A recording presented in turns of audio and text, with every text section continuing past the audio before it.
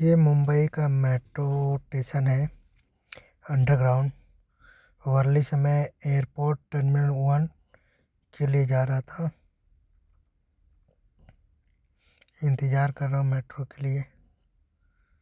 Metro आए तो उसमें बैठ के टर्मिनल 1 के लिए रवाना हो। ये मेट्रो आ गया। पूरा मेट्रो मेरे ख्याल से इधर से खाली, इधर से बन के चलता है इसलिए पूरा खाली रहेगा।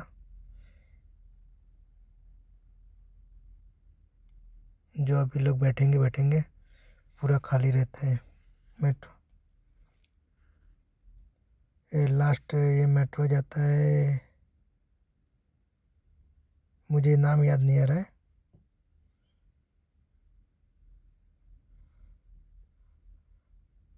आरे रोड।